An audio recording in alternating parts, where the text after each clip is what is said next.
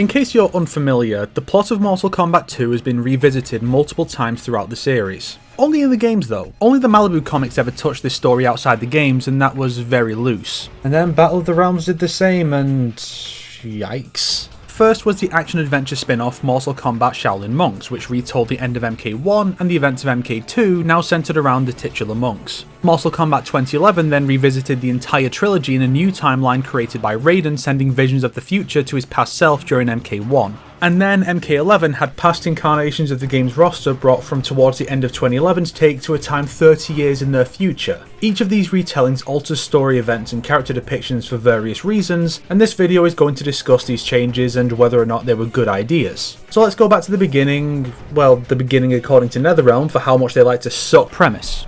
As Liu Kang faces Shang Tsung after his victory over Goro, Goro fights half the surviving competitors over the pit while Raiden and the ninjas fend off Shang Tsung's army. The island is collapsing thanks to the sorcerer's defeat, sending Goro, Sonya and Kano into what appears to be a fiery death. Raiden saves Johnny and Liu Kang presumably makes it off the island on his own somehow. Shaolin Monks keeps the island collapsing, but the other competitors are facing their personal rivals during the fight between Liu Kang and Goro. Kung Lao is also present so that the game's opening level can be set on the island, allowing us to visit numerous iconic locales from the first game before moving on to the second. In the Netherrealm era, the island does not collapse, instead simply being left abandoned for 30 years after the death of the sorcerer. The reason for this change is presumably just so that the first act of 2011 can end on a mostly victorious note with a hint of dread, as Raiden has not fulfilled the he must win criteria left by his future self. After all, Kano and Goro will still be around after this, and Sonya's disappearance will come later to motivate the others into action, and we won't be playing out a dramatic escape from the island in this game. As such, there's no narrative or gameplay reason to have the island collapse.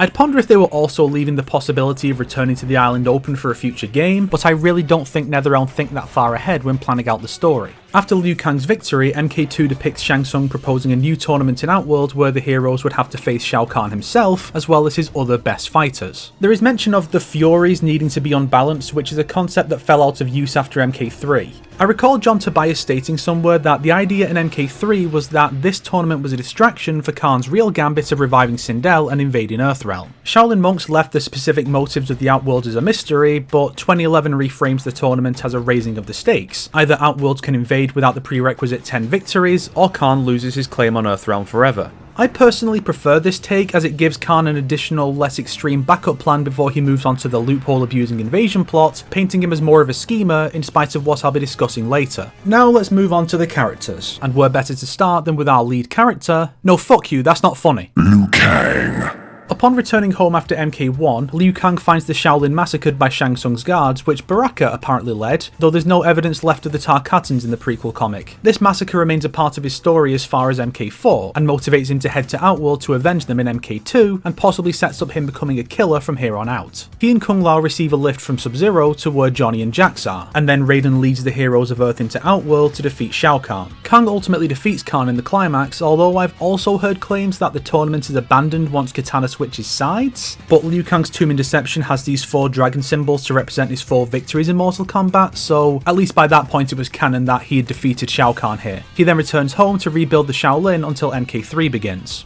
Shaolin Monks makes the massacre take place after the heroes return to the Wuxi Academy together, allowing the 2 monks to assist in defending the academy. This is purely for gameplay reasons. In terms of characterization, Liu Kang is no longer motivated by revenge. He instead heads to Outworld because Raiden tells him to. This became a common criticism of his depiction here, as he just blindly does as Raiden says, no matter how obvious it is that he's acting strangely because it's Shang Tsung in disguise. Ultimately, Kang and Lao defeat Khan together, freeing Outworld from his tyranny, seemingly for good. 2011 follows Shaolin Monks' lead with him being present to fight off the Tarkatans, but it begins at night and Jax is also here. Our boy then sits out most of the tournament because of the character chapter system, being off with Kung Lao saving the captured Shaolin, which was later depicted in MKX. He returns towards the end and begins to lose faith in Raiden after the Thunder God gets Kitana captured. This leads to him passing up what we're to assume are fights he had in the original timeline against the 2 sorcerers and Kintaro before vengefully striking Khan down for killing Lao. MK11 plucks the past characters from right before Lao's death, meaning Kang's doubt of Raiden is quickly forgotten, being much more trusting in his mentor to an almost Shaolin Monks level. Luckily, Shang Tsung isn't there to take advantage. While I understand the changes made to the massacre, I do feel that the original version works better as a motivator and a test of his moral conviction. Can he still spur his opponents and live by his Shaolin values, even after the atrocity that has been committed? If he doesn't, would that mean the end of the White Lotus?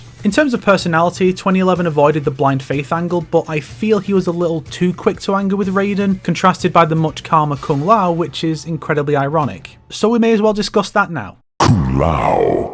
For his debut in MK2, Kung Lao was a former Shaolin who has long since left the temple to pursue a life of peace. He returns upon learning of the massacre to join Liu Kang in seeking revenge. He is a peaceful, if irresponsible man, which goes a little too far when he fakes his death in MK3 and sits out MK4. For Shaolin monks, possibly believing the prior characterization to be a bit boring or unfitting for the great Kung Lao's descendant, the writers instead chose to completely invert his personality. Now he's just kind of an arsehole to everyone, especially Liu Kang, who had the gall to save Earthrealm in the tournament. Lao here is obsessed with obtaining glory against Outworld, and his character flaws alone are used by Shang Tsung to drive a wedge between the two monks. Then he suddenly gains some humility over the course of the last string of boss fights and bows respectfully to his friend. This version was just a bad idea. Interestingly, his Armageddon ending references his rivalry with Liu Kang, suggesting they were already taking aspects of his Shaolin monk's character into the mainline canon. This ending provides further contrast between the two versions by centering on Kung Lao being sent back in time and replacing his ancestor in the tournament he died in, placing great emphasis on his ancestry, while his MK Gold ending depicted him as delivering one single strike of revenge against Goro for his ancestor's death, and immediately making peace with the Shao Khan prince, painting this act as simple obligation and not something he has any serious personal investment in, more akin to SubZero in MK2. Fortunately, when they finally started to explore his character in earnest, they did a better job than one might expect. In 2011, they scaled his jealousy back significantly, but kept some of it since there is potential there. They kinda took his original personality and paired it with his Shaolin monk's motivation, making him a humble warrior who only wants a chance to honour his ancestors and prove his worth, to the point that he will sneak onto the island in disguise to wait for his chance. Presumably, Raiden confronting him after a vision leads to him revealing himself sooner than he was supposed to, despite what the vision would suggest. He even congratulates his friend upon his defeat of Shang Tsung, which his Shaolin monk's iteration would never have done. He still teases Kang about his relationship with Kitana, but it's more playful ribbing than him just being vindictive. Each version of his character can be easily summarised by their reason for not being in the tournament.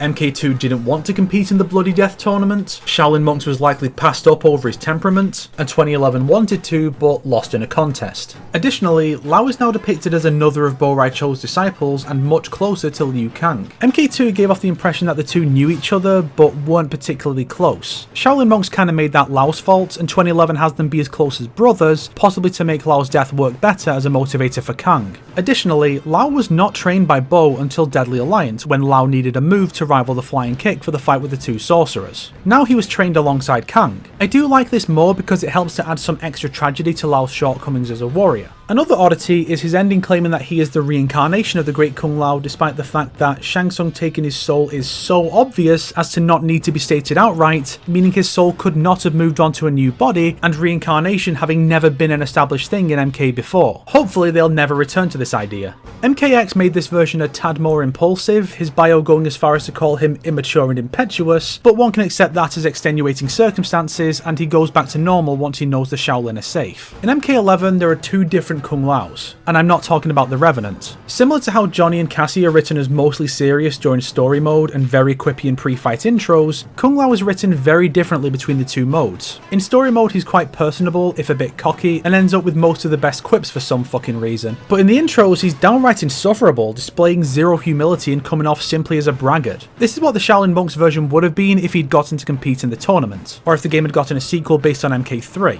I prefer the 2011 take because it does a good job of amalgamating the previous iterations with great potential to be explored if given the chance. If Kung Lao is the character who changed most in terms of personality, then it's Kitana who changed most in terms of story and motivation. Kitana. Also making her debut in MK2, Kitana is introduced as a personal assassin for Shao Khan. Yes, just an assassin. Kitana being Khan's foster daughter wasn't established until MK3. She's learned the truth of her parentage and Mileena's true nature already, and is thought to be conspiring with Earthrealmers. She uses the arrival of the Earthrealmers in Outworld as her opportunity to defect, since she can't take Khan in a fight herself. Interestingly, it was originally suggested that Edenia was an old name for Outworld before Khan overthrew Jade and Sindel, while later games established it as a separate realm that was merged into Outworld. The first change to her story came not in Shaolin Monks, but a year prior in Deception. In that game, Mileena's bio claims Kitana regained her memories, suggesting that her memories had been altered and that was why she was working for Khan. Interestingly, this detail was also included in a Malibu comic from 1995, which could be where the idea spawned. Shaolin Monks then took this mental manipulation idea a step further into full-on mind control. After fighting the two monks, she is freed from the control and despises the monks for killing Jade in the process of freeing her. She remains antagonistic towards the two for the duration of the story, right up until the final cutscene where she randomly speaks in a flirtatious manner towards Liu Kang, since the two had a retconned in romance by 97, and this was the first attempt at establishing the romance's genesis, which failed horribly. 2011 made Kitana simply oblivious to her true parentage. Raiden sends her on a quest to discover the truth because of his visions, making one wonder how this is supposed to have played out in the original timeline. She only learns the truth because this quest leads to Shao Khan randomly coming right out and telling her like the dopey twat he is in this game. Maybe we're to assume that her memories were altered and they would have fixed themselves eventually, but Raiden's interference led to her discovering the truth sooner. In MK11, all that's really changed about her is that she's less standoffish and more level-headed, which we did see some glimpses of in her scant bits of screen time during 2011's final third. Also, she seems closer to Liu Kang here despite her only prior interactions with him by this point being him sparing her life on the island and taking 10 minutes to eventually free her from her chains. Maybe that's why the hug looks so awkward on his end. In terms of character, I like the idea of her being more aggressive while serving Khan, but becoming more level-headed once she joins the Earthrealmers. I think the memory alteration makes the most sense for her serving Khan. If she was just oblivious, she would surely discover the truth eventually, given how many Edenians exist in Outworlds such as Jade. And if mind control is an option, then Mileena has no reason to exist. Speaking of which... Mileena. In MK2, Mileena is Kitana's twin sister, secretly assigned to observe Kitana for signs of betrayal. In truth, she is Kitana's clone, created by Shang Tsung. Kitana kills her during the game, but she returns in MK3 and can apparently read Kitana's thoughts, which never came up again. She's also depicted early on as having an ambition to overthrow Khan alongside Baraka, while later games tend to depict her as loyal to whoever's currently in charge. Shaolin Monks has her again watching over Kitana, but in a more direct manner, as she uses the holding spell to control her. After losing to the monks, she appears in an optional encounter which ends with her seemingly being responsible for Kitana's capture. Strangely, she's the one villain in the game to not die. 2011 completely rewrote her backstory. Now she is a recent creation, only finished around the time of the Outworld tournament, rather than having been around long enough for Kitana to have to discover that she's not her sister. And given that Mileena's MKX bio claims that Khan commissioned her creation when he sensed a lack of loyalty in Kitana, this suggests that Shang only started his work after the MK1 portion, or after she hesitated to kill that one guy. I mean, the story clearly suggests that Kitana's loyalties start to wane and her morality is tested when Liu Kang spares her life. This just was not a good change. They also gave her a childlike personality that was thankfully dropped in MKX. I really can't think of what the story gains from these changes. I mean, I guess it makes her personality unique. Is that it? In the NetherRealm trilogy, she sometimes claims to want to be a family with Kitana, which speaks to her great potential as a tragic villain. Mileena is at her best as a woman in body and mind who knows how to use her body to her advantage, and seeks family and/or stability with whomever will take her. Miss me with that childlike shit. Now, on the subject of siblings... SubZero.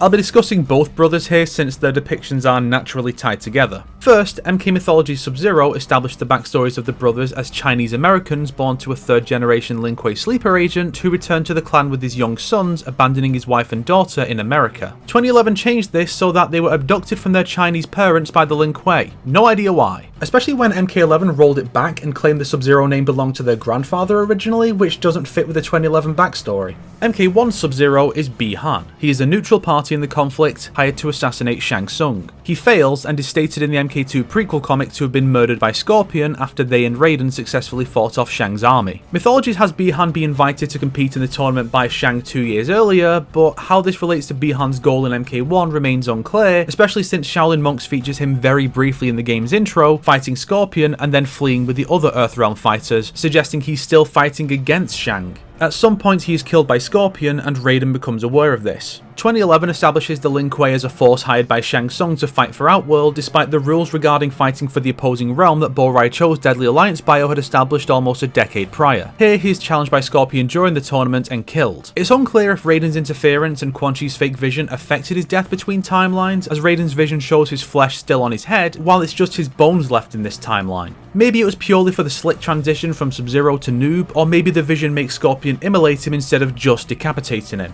While originally introduced as an intentional enigma, Deception revealed that Noob Saibot was actually Bi-Han's undead form, which has since become common to establish earlier. Originally, Kuai Liang showed no signs of knowing his brother's fate until Armageddon. Shaolin Monks has him learn this during the Outworld tournament, and 2011 has him discover it during the invasion, but his cyberization and the consequences of that could have affected this. Additionally, Noob was originally positioned as a spy, observing events from the shadows, but 2011 places him much more on the forefront, guarding the tower and fighting Kung Lao when the monks arrive. While MK1 gave no indication that Kuai Liang existed, MK2 introduces him as his brother's replacement, tasked with finishing Bi-Han's mission. Kuai Liang, depicted here with a suit and business card, speaks quite coldly of his brother in the prequel comic, even chiding him for rejecting technological advancement. The irony of this statement come MK3 is perfect. Speaking of MK3, he returns there with a scar, which is only really relevant here because Shaolin Monks depicts him as being scarred by Kung Lao in Outworld during MK2. His goal here is to avenge his brother, so he makes his own way to Outworld, but takes multiple diversions to fight the monks and go after Goro, then Scorpion, then Noob, ultimately allowing the monks to kill Scorpion while he pursues his brother. This contrasts MK2, where his only concern was killing Shang Tsung. When Scorpion showed up to protect him, Kuai Liang questioned whether or not he should attack Scorpion to avenge his brother, but he ultimately didn't. Additionally, Deadly Alliance introduced a new aesthetic for SubZero where his arms are coated in a sheet of ice. The story reason for this was the dragon medallion he obtained when he became Grandmaster of the Lin Kuei, boosting his powers. This aesthetic was carried over for both brothers in Shaolin Monks, even though neither brother has the medallion.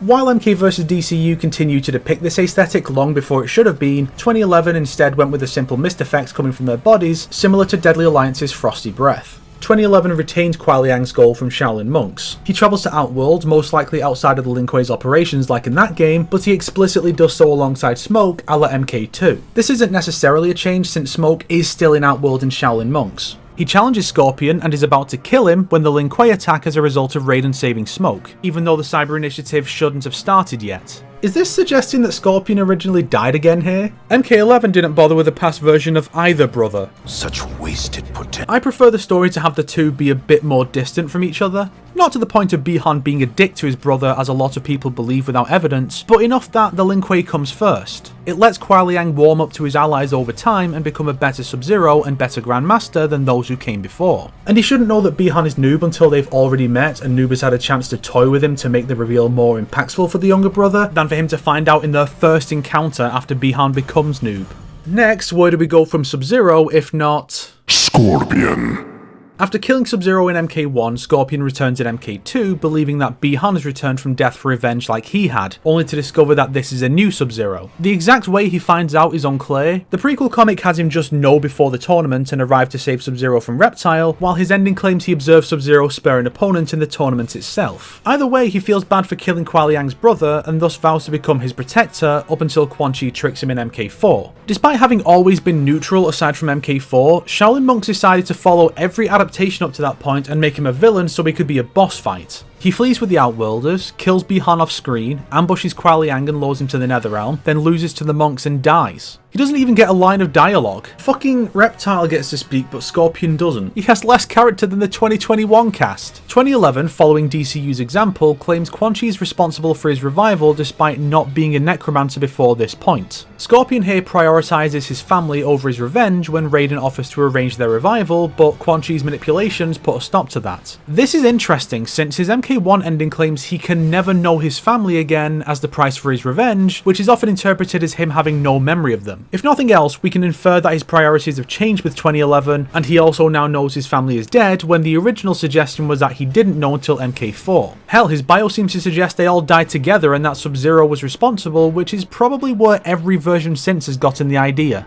When he is challenged by Kuai Liang, Scorpion recognises him as another man on sight, despite having earlier believed that Quan Chi's vision depicting Kuai Liang killing his family was Bi-Han. And this is different from MK2, where the two brothers are visually indistinguishable with their masks on. MK11 Scorpion is much the same as 2011, open to negotiation given sufficient motivation. His true nature shines through when his future self tells him about the new Shiraidu. Well, the new one. He's always been better as a neutral figure, serving alongside others when it suits his agenda. This applies to the entire Midway saga, but NetherRealm has him stay in Quan Chi's service for a few years after Bi-Han is dead, and we're never given a real reason as to why. You'd think Ed would want his favourite character to serve no master and be entirely driven by his own goals, but apparently not. One would also think they'd want Shao Khan to be a serious threat, but... Shao Khan. Shao Khan is the big bad emperor of Outworld, conqueror of untold worlds, the guy behind the guy, and yet he's one of the characters whose changes over the years have been entirely negative. In MK2, it was simple enough. The last game's final boss works for and fears him, which instantly tells you what a threat he is. While MK2 didn't give us much to show off his guile, aside from him having Mileena spy on Kitana once he suspected her, MK3 soon made clear how crafty he was with his invasion scheme. He isn't unconquerable, but he does have plans to mitigate the damage in the event he does lose, which we see as far as deception. Shaolin monks gave him very little screen time. In fact, the two monks do not know that Shao Khan even exists, believing that Shang Tsung is the threat. This is, without a doubt, the dumbest retcon in the series. Oh, there are some that are worse or more damaging, but this is just objectively idiotic. How the fuck have Raiden, Bo Rai Cho, or the other masters never bothered to mention Shao Khan in the 20 years the two monks were training for the tournament to foil him? It's shocking what a drastic change in the quality of writing we had in just 1 year from Deception to this. 2011 is where Khan himself started to fall apart. I've gone into this before, so I'll try not to repeat myself too much. Rather than a crafty warlord who is also a mighty warrior and a powerful sorcerer, Khan here is just a brute who relies on others to get stuff done. He is easily manipulated by Quan Chi, severely lacking in forethought if his immediate submission of Kitana's true parentage is anything to go by, and has no backup plans of his own. He's not intimidating, and his only success comes from sneaking up on Kung Lao, somehow. He sucks. You are pathetic and weak! And MK11's version has all of these problems and more. He plays second fiddle to Kronika and gets pissy when Kronika doesn't deliver on her end of the deal, which was conditional to him delivering first. He's portrayed as the brawn to back up Sindel's brain, and both are dumb enough to trust Shang Tsung. And then there's the weird dragon aesthetic that goes completely unexplained. I can believe that Midway Shao Kahn ran a mighty empire for millennia, while I don't believe that Netherrealm Khan can run to the end of the fucking street without his every step being dictated to him by his dumbass wife. Such wasted potential. And speaking of wives, yeah, you didn't expect that segue, did you? Sonya. Sonya's goal in MK1 is to capture Kano, who jumps onto the boat to the island as it departs. She and her squad are captured, and she is forced to compete to save them. They were never mentioned again, like those 3 guys she sent to the Sky Temple in MKX. She sits out MK2 after falling into fire as the island collapses, and somehow ends up in Outworld with Kano. The two are ambushed and held captive beside Khan's throne for the duration of the tournament, until Jax frees them. Shaolin monks actually depict her capture, occurring at the hand of Baraka after one of the most violent things to ever happen outside of a finisher in classic MK during the raid on the academy. She remains captive until Khan is defeated, or the monks help Jax to free her. 2011 changes Sonya's reason for being on the island, here being to save Jax, who was captured while pursuing Kano. Sonya hates Kano because he was an SF informant who betrayed them, which I forgot when making the misconceptions on the two. And that was the first episode of that show. Oops. She doesn't actually have an official tournament bout as far as I can tell. She is captured off screen at the academy, but Raiden's visions allow him, Johnny and Jax to free her early. Sonya in 11 is a complete cunt, and I've discussed that in both the critique and one of the MK11 wasted potentials. Some details that possibly changed are that her father Herman is not listed as dead in the MK1 comic, but 2011 has him dead by at least the end of MK3, and that John Tobias intended for Sonya's energy rings to come from her chi, but Netherrealm established them as being tech-based, which I prefer. It makes Earthrealmers stand out from the denizens of other realms and places human ingenuity as what makes Earthrealmers such a threat in interrealm conflicts. Now, about her partner. Jax. Jax enters the scene as Sonya's commanding officer who is searching for her after she went to the island. He interrogates Johnny Cage and gets caught up in everything when a portal opens on the set of Johnny's current production. Learning that Sonya is in Outworld, he agrees to compete, eventually freeing her from her chains. After this, he begins using cybernetic sleeves to better fight the Outworld threat, despite being able to go toe-to-toe with Kintaro without them. Shaolin monks has Jax enter Outworld on his own, receiving assistance from Raiden and meeting the monks a couple of times. His big moment is helping the monks against Kano to free Sonya and leaving a health upgrade and health pickup as he takes her home. MK vs DCU claims that Jax replaced his arms with cybernetics, which 2011 then follows in its own very different take. Here, he was the one pursuing Kano only to be captured. He does nothing after being freed despite his bio claiming he's forced to compete. Being on the island, he returns to the academy with the others and is now present for the attack, but is knocked out quickly. He agrees to join the Outworld tournament and free Sonya after a few fights thanks to Raiden. He and Sonya investigate the arrival of SubZero, where he loses his arms to Ermac, necessitating full cybernetic replacements. Jax ponders later if his arms were always destroyed, which seems to make this not a retcon, as Jax wouldn't have encountered Ermac where he did without the series of events that resulted from Raiden's visions. MK11 Jax is a bit more expressive, which combines with his new face to make him seem younger, but is otherwise the same, although I'm not sure there's enough time between the middle of chapter 8 and the end of chapter 11 for him to get home and get his new arms. Dominic Cianciolo has claimed that not everyone is from the same point in time, but the game doesn't bother to explain that, and they didn't take advantage of that outside of one single character, so fuck it. And that character is... Shang Tsung.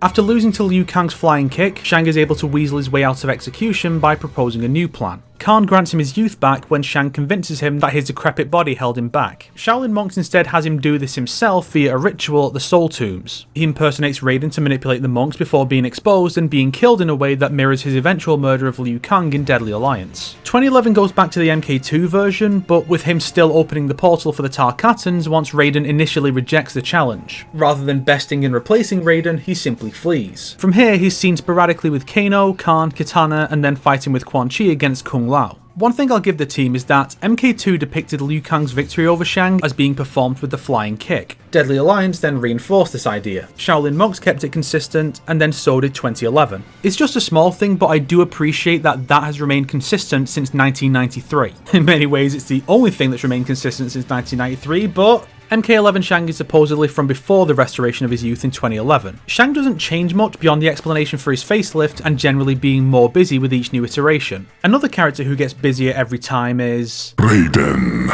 MK2 retconned Raiden from a proud god who is neutral to Earthrealm's guardian and mentor. His exact role in the tournaments was ambiguous until I think the movie had him claim he can't compete and even loses his powers in Outworld, and the games then followed suit. He can, however, save his fighters outside of battles as he does with Johnny as the island collapses. Shaolin monks has him be more hands-off at the tournament climax and then largely leaves the monks to their own devices while he helps Jax, I think. He then frees the captives, which amounts to nothing, then blasts Khan to stone, which I'm fairly certain is against the rules. 2011 has him just guide people around and try to change the outcome of the timeline through his visions, seeing him travel all over to free Sonya, save Smoke, guide Kitana, and even save the captured Shaolin by kicking the shit out of Devora according to MKX. MK11 is basically the same, but without the need to alter the timeline anymore, he's mostly just trying to figure out what's causing this and then seeking to redeem Liu Kang. People call him incompetent, but that's unfair. He's given a shit situation and does his best under the circumstances. Hopefully people will stop calling him that now that we've seen what a real incompetent Raiden looks like. And speaking of incompetent, Kano was originally on the island to flee Sonya's pursuit. He ends up fighting alongside her against Goro as the island collapses, then ends up imprisoned with her. As Jax frees Sonya, Kano escapes back to Outworld and joins Shao Kahn's service to supply his army with weapons.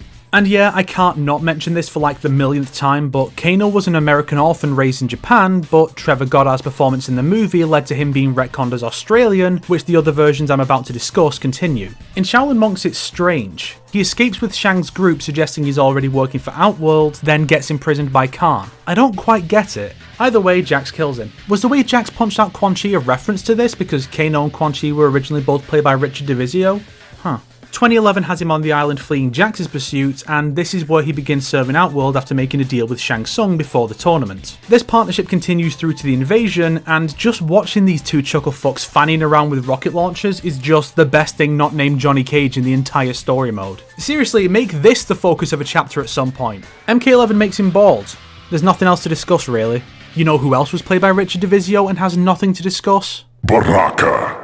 Baraka is a fairly static character. Not much new was really done with him until 11 brought back his ambition from earlier games. I mean, even his outfit has remained fairly consistent across the 4 incarnations of his MK2 self. He led the attack on the Shaolin Temple, then presumably fights in the Outworld tournament in MK2. In Shaolin Monks he does the same, but also appears on the island to fight Kung Lao, personally captures Sonya, and then dies in the Soul Tombs. 2011 has him lose to Jax in the tournament's first bout, then spend the rest of the story prepping weapons for the invasion and simping for Mileena. Remember, he's not in the invasion part of the story for some reason. MKX adds that he was in charge of the captured Shaolin. Then in 11, he's just carrying on as usual before Kitana talks him into joining the Alliance. It's weird that Aftermath never had Khan confront him as a traitor, but that's it really. No real growth or change, and that's fine because he has a very specific role that he fulfills quite well. Just a shame he had to lose every fight to do so. Yeah, you see where this is going. Reptile.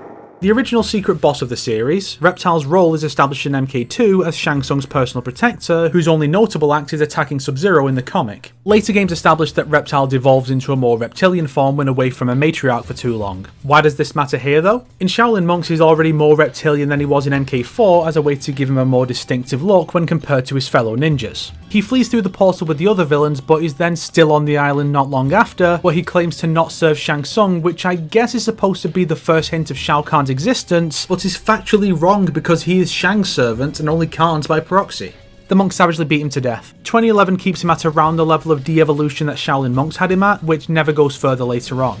On the other hand, he is only seen serving Shang, so they got that right at least. And then the MKX comic shows how he met Kotal, and we're to believe Reptile was going to be put to death for losing in the tournament when fucking everybody did? Sean, come on now. And he's not in 11 outside of the crypt. Sean, come on now. I won't get into the blood colour change because it's pretty minor, all things considered. But you know what's not minor? People who made 2021? Johnny Cage.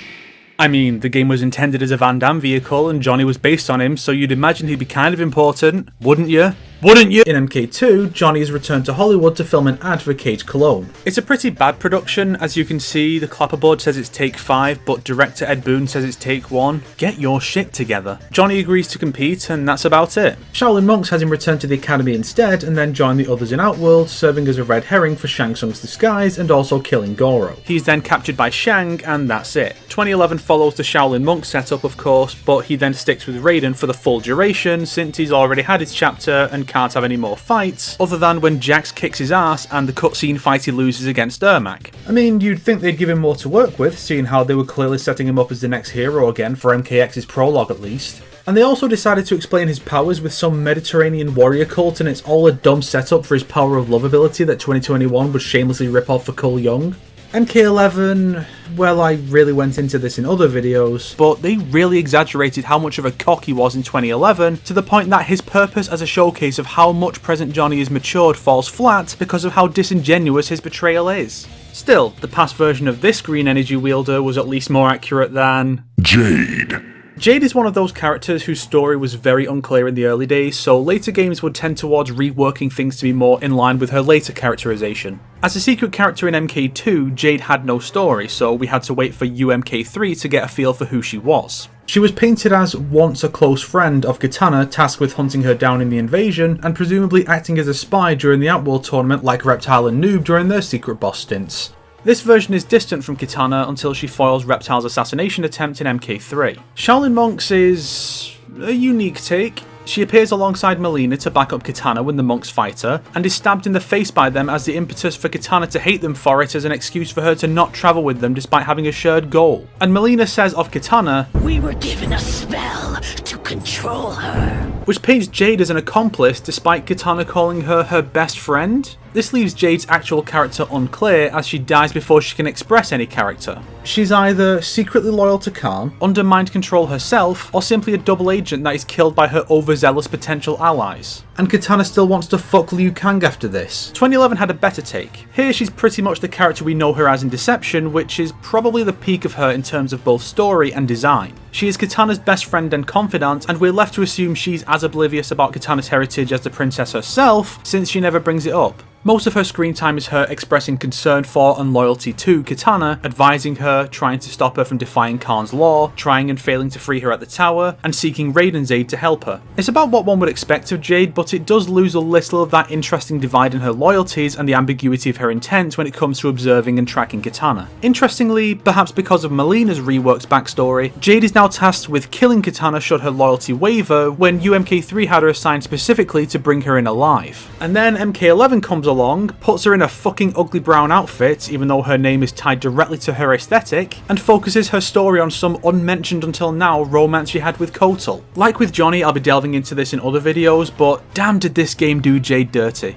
Jade, as a satellite character, tends not to have much of a story of her own, as she's typically a support for Kitana, Sindel, and Kotal. And that's fine, characters like that are okay, as long as you give them a few interests and quirks of their own, but it makes me think that the early days when her story was not set and her loyalties were unclear was perhaps the most interesting Jade ever was as a character. Shaolin Monks' take has some intrigue, sure, but the ambiguity there feels more like an oversight than anything, thanks to the mind control stuff. And speaking of mind control, Smoke.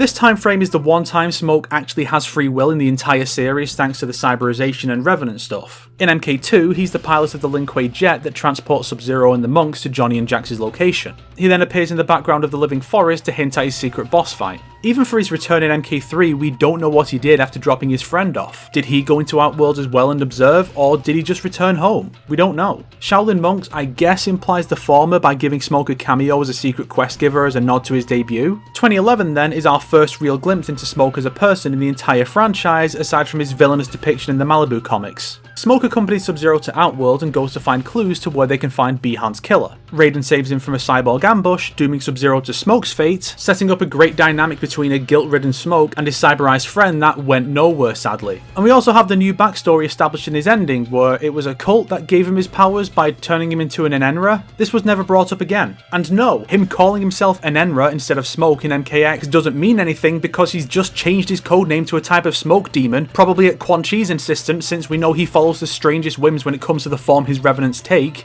Honestly, that would have been a cool concept for all the revenants, but only he does it. And he's also absent from MK11, even though having a past Smoke being cyberized and fighting alongside his revenant counterpart while SubZero tries to save them both could have been really cool. But no, cool things aren't allowed in MK11. And speaking of cool things that aren't allowed anymore, Goro Kintaro. yeah, didn't think I could connect the dots all the way, did ya? Goro and Kintaro stories are heavily tied together, so discussing them both together just makes sense. In MK1, Goro is the champion of Mortal Kombat, undefeated for centuries. Initially seeming to be just a generic monster man, his death in MK1 was later revealed to have been a ruse, as he'd secretly survived, only resurfacing to negotiate an alliance with Kitana in MK4. This is also where we saw that Goro is actually quite honourable, agreeing to the alliance and waxing nostalgic about his fight with Kung Lao's ancestor, only returning to Khan's service because his honour dictates he must due to Khan's manipulations. This set up Kintaro for MK2 as a top general of King Gorbak's forces. Prince is not a title intrinsically tied to the concept of martial prowess, but a general is, hinting that the Tiger Arm might just be even more powerful than the 9-time tournament winner we had to fight in the last game. With his absence and lack of mention for the next 4 games until Armageddon, we can only assume he dies here. In Shaolin Monks, Goro has no character and is just still around until the monks defeat him. But we don't even get Lao calming down after avenging his ancestor, and Kintaro shows up at the end just to die. 2011 follows Shaolin Monks' take, with Goro making an offering to Shao Khan and then guarding the tower after Kitana's been moved. Kung Lao defeats him and it means precisely nothing to him despite his eagerness to compete for this express purpose. Kintaro, whose bio claims Khan personally chose him as a bodyguard instead of him being offered by Gorbak for Goro's failure, doesn't show up until Khan sticks him on Lao, who beats him too with no build-up whatsoever. One can probably assume he only lives because the vengeful Lao fights him instead of the honourable Kang for some reason. Neither character is brought over for MK11. Combine this with Goro being shown as dead from the events of a comic series that never got made, and Kintaro being part of Shang's fatality in a way that suggests Shang has his soul, these two were really disrespected while their female counterpart got pushed big time. Well, until Sindel kills her so unclearly that we didn't know she was dead until a fucking poll revealed it. And of course, this has bled over into other media too. The 95 movie was made before Goro was fleshed out, so that's fine. But Scorpion's Revenge in 2021 followed the modern lead where Goro is a dumb brute with no honour, and Kintaro is basically the same character but a furry. And compare that to our final character who gets to show up in retellings of plots he doesn't deserve to be in, and that's a disgrace. Quan Chi. Quan Chi is a character from Mythologies and MK4, whose only connection to the original trilogy is Mythologies claiming that he and Shang exchanged information and favours to help Khan and Shinnok's goals, including supplying Sindel's soul in exchange for the location of the map to the amulet. In Shaolin Monks, he cameos at the end to take Shinnok's amulet from Khan's remains, which goes completely unexplained. Why would Khan have it? The implication in MK4 was that Quan Chi secretly had it since Mythologies, so how did Khan get it and for what purpose? In addition, he's in his Deadly Alliance design with the tattoos from Onaga's tomb that he would not have until a decade later. DCU then claimed he is the one who revived Scorpion, despite his only role in that being that him hiring both clans for the same job facilitated Scorpion's death. That and him not being a necromancer being the entire purpose of the Deadly Alliance. So 2011 decided that Quan Chi should be the ultimate mastermind, getting more screen time than most actual original trilogy characters, deftly manipulating Khan, and putting forward plans like the Sindel plot, getting one over on just about everybody and laying the foundation for Shinnok's return. All this in spite of him originally being the kind of dumbass who gloats well before victory is assured and consistently foiling his own plans as a result. And still with his Deadly Alliance design, amulet included, proudly on display and no one comments on it. One interesting note is that outside of his 2011 ending, the new timeline never once suggests he plots to betray Shinnok as he was in the process of doing in the original. MKX brought him back more in line with his colossal fuck-up self from the older games, but MK11, even though he doesn't appear in the game, couldn't resist making audacious claims about his skills as a manipulator by claiming he murdered Sindel as a way to manipulate Khan 10,000 years later. Fuck off. Now let's move on to some miscellaneous stuff. No, Quan Chi doesn't deserve a slick transition away from him any more than he deserves to be in this story. What he deserves is a bullet to the head. Kung Lao and Baraka being placed on the island during MK1 in Shaolin Monks isn't the only time such a thing has happened. Nightwolf, Sector, Cyrax, Ermac, Scarlet, Shiva, Kitana, Jade and Quan Chi are all on the island in 2011 and no prior version. Sector, Cyrax, Shiva, Quan Chi, Goro, Scarlet and Ermac are in the Outworld tournament areas as well. MKX added Devora to the background of MK2. MK11 adds Eren Black to the Outworld tournament story too. The Cyber Initiative was introduced in MK3 as the horrific conclusion to the clan's embracing of technology that Bi-Han opposed. This may have started during MK2 while SubZero, Smoke and this red guy were away, but Smoke wound up converted after returning, with SubZero being the only known escapee. This led to him being hunted during MK3. In Shaolin Monk, SubZero says that even those he once called friends and allies now hunt him, suggesting that the initiative has already started, even though Smoke is still a human when found in Outworld. 2011 confirms this by having the initiative be in the planning stages during the first tournament, and has already converted most of them, including Sector and Cyrax, during the Outworld tournament, where the two are hunting SubZero and Smoke. This possibly implies that Sector may have found Smoke during Shaolin Monks as well, while SubZero was spared his encounter with Cyrax due to getting sidetracked by the monks. Cabal goes from no presence in MK2 to being a black dragon in Outworld and Shaolin Monks, to a black dragon turned cop in 2011, to a dirty cop who is now a black dragon in MK11. I hate this so much. The Warrior Shrine is the centre of a bizarre spatial anomaly. In MK1, it is a place on Shang Tsung's island where statues have been erected of the competitors in this tournament. It's a magic island, so it's easy enough to justify.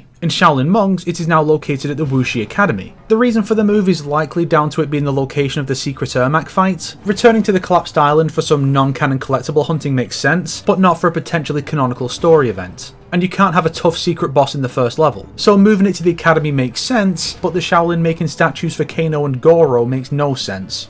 2011 combines the shrine with the gardens, having the statues in the background of this stage instead. But then MK11 depicts the Warrior Shrine as existing in its original form, with only the characters from MK1 getting statues and no one else added to the tournament in 2011, and depicting the MK1 designs that 2011 retconned out. It's all so very confusing, and is one of the premier examples of what made this video worth making.